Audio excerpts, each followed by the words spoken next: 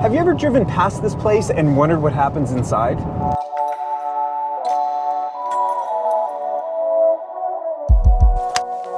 Welcome to the very first episode of my brand new series where I take you behind the scenes of fascinating people, places, and brands. Today we're diving into Gorman Bros Lumber, a local gem in West Kelowna here where they transform raw logs into beautiful boards. We're going to get a first-hand look at the craftsmanship and care that goes into every piece, so let's jump right in.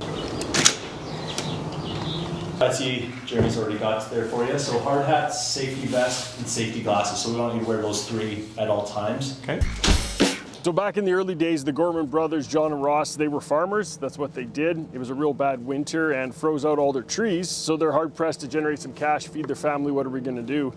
And they made the move to start purchasing scrap lumber and making apple boxes. Back then in the 50s, apple boxes were all made out of wood. And that's how they started.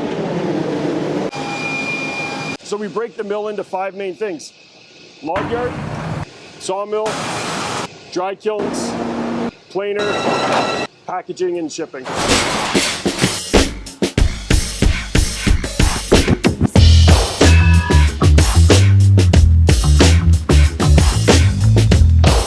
Well, my story with Gorman's, it started when I was just a kid.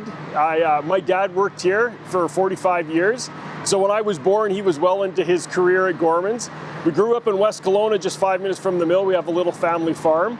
So growing up, I would come in with my dad on a Saturday to account inventory and things like that. So all the way through school, Gorman's was definitely on my radar as a potential employer. So I got involved with any opportunity I could, piling lumber, feeding the planer, driving forklift, working in the sawmill.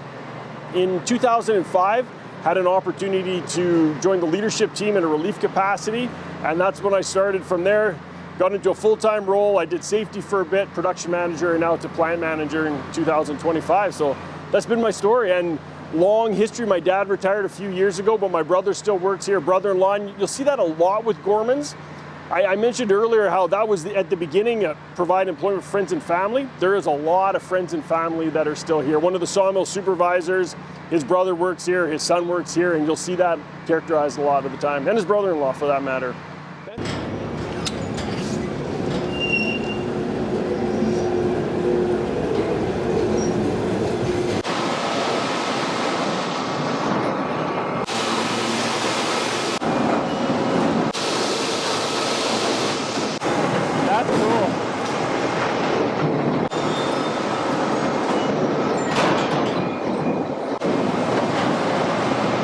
Dale's the canter operator. He'll handle about 70% of the mill production. He's got his hand on the throttle for sure. What's happening here is the logs are being presented to a double length infeed where they're scanning the log. You can see on the monitor on the left, it takes a geographic look at the characteristics on that log and determines how best to position it to recover the most lumber out of it.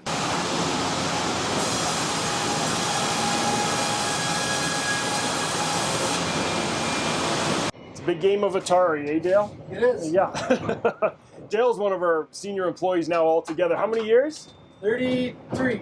33. Wow. Yeah, so we just had a round of a couple of guys who were knocking on that 38, 39, 40 range, and then Dale's on that next gap, but he's definitely one of the OGs. Yeah.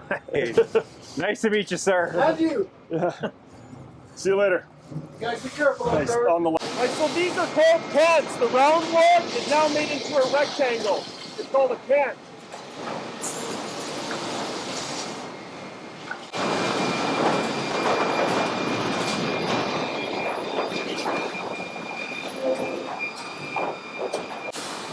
So this is where the magic happens. Those rectangle cants go through the gang edger. It's like a big bread slicer. Saws on the bottom, saws on the top, and they come out in boards.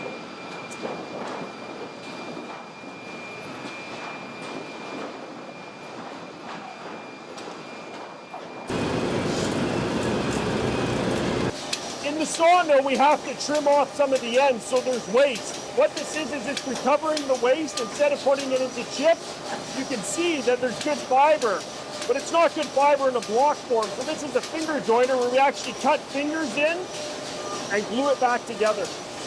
These are the dry kilns. Smells good here. Yeah, so it's that Gorman smell. So this wood here, we call it green in progress. It's lumber that's come out of the sawmill, but it hasn't been kiln dried yet. So these are conventional kilns where this lumber here, you can see they're on train tracks. That equates to 1 full charge. So when the charge that's drying right now is done, they open the doors, push it out. They'll push in this whole track, close the door, same on the other side, and refire the kiln. It'll go into the kiln, the moisture will get extracted, and kiln dried, heat treated, and then it goes to the planer to have the final finishing done. Woo! Probably 130 degrees. That just fogged everything up, but Yeah. that's pretty good.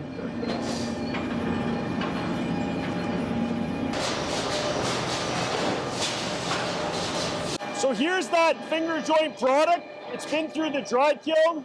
It was 4 inches wide. We've ripped it in half, and you can see that there now. Barely see the joints.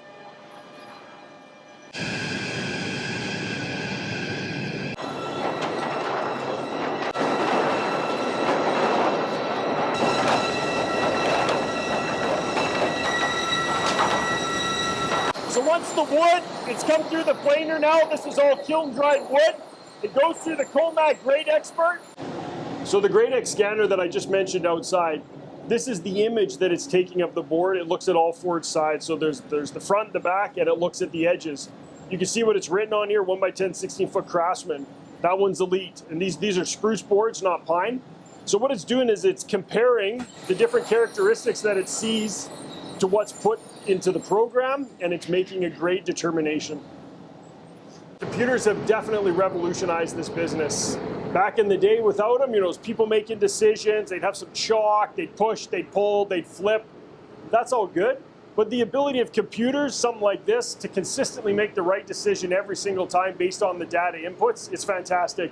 With AI technology, we're implementing that on most of our scanners. The self-learning, it's the quantum leap that we're starting to see again in the sawmill industry. There was a big jump, it plateaued, but we're poised for that big jump again. That's the wax. That's the wax. That's the wax for the end. To put the wax on, there's a gnarled roll which turns into the wax, and as the board goes by, it just applies it to the end. Very simple system. The slightly rounded edge, we call that the Gorman edge. It's slightly eased, so it eliminates slivers.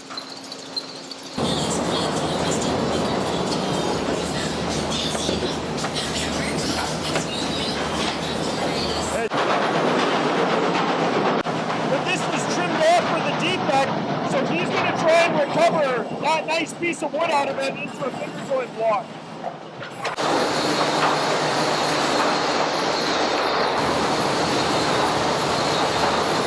Right, so it's good on this side. The saw will trim off this wane and you'll get a nice 1x4 out of the middle. Go off in a second the board, right? You can see the red line is where the saws will go.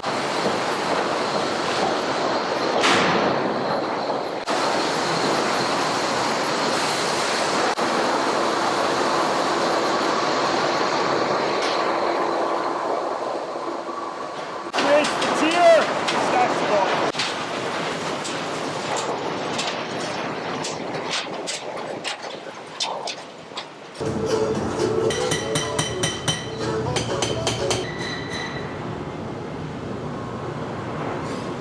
These are the band saws, so the head rig and the horizontal resaw, they use these band saws. And you can see they're very thin. So the thinner the saw, the more risk you have for movement. That's called saw kerf. But the thinner the saw, the less that's wasted as sawdust. Sawdust still has value, but not near as much value as wood. So anytime you put a saw into a log or into a board, you're essentially losing some value. So running with thinner kerf saws, you're wasting less as a byproduct. You guys export your sawdust? We sell all the byproducts, yeah. So nothing's really wasted? Nothing's wasted, yeah. And that's really, really important. So we recover the trim blocks, we talked about that, and as well the byproducts. There's the bark off the trees, there's the wood chips, there's the sawdust, and then there's the dry shavings that come from the planer, and we sell all 5. So these are green wood chips that came off the side of the cans, and these are shavings that came from the planer off of the kiln dried lumber. So we use everything. This goes for pulp and paper. This gets bagged up for animal and pet bedding. So Why are these boards so damn good? Yeah. Well, it starts in the woodlands for sure. And the old saying is you can't make a silk purse out of a sow's ear. That's true. So we got to bring in the right log to match our Gorman program. We put special care into it all the way through the sawmill. One of the things that Gorman's is big on is the details.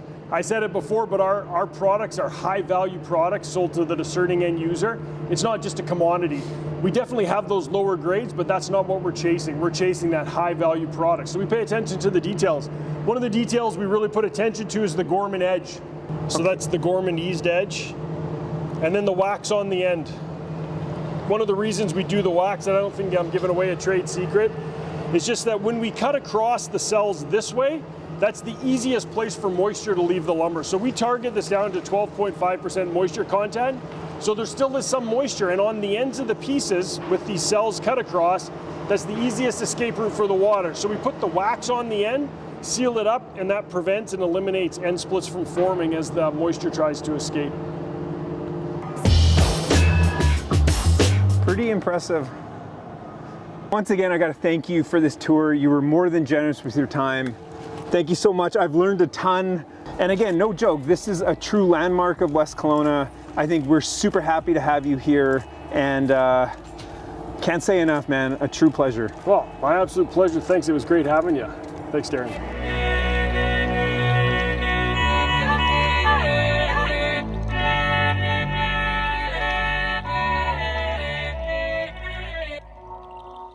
If you like this video, consider liking and subscribing, and hopefully I'll see you on the next one.